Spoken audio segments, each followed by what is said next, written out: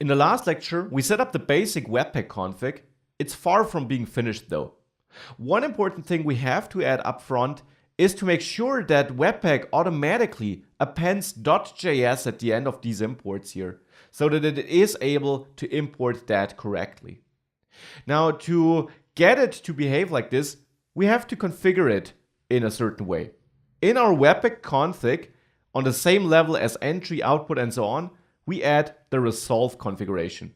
That takes a JavaScript object, and there we can resolve some extensions. So we can basically tell Webpack that it should be aware of certain extensions, and if it encounters an import without an extension, it should try these extensions and see if it finds a file with one of these.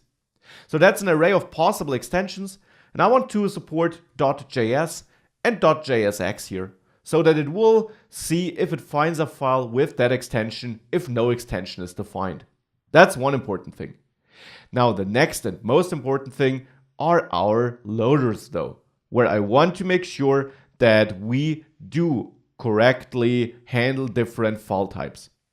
This is done with a special configuration on the same level as output and resolve, which is named module, because an import, a dependency, is referred to as a module. So you could kind of translate module with file.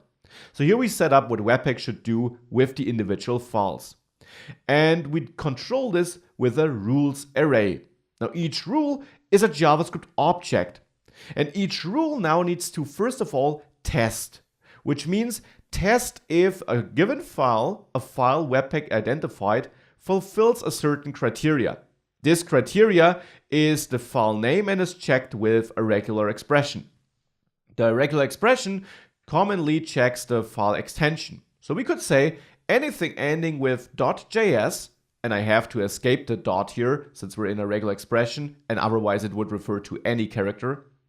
If we're in a .js file, so if it ends with .js, then I want to apply a certain loader. Now a loader is like a third-party plugin which does something to the file.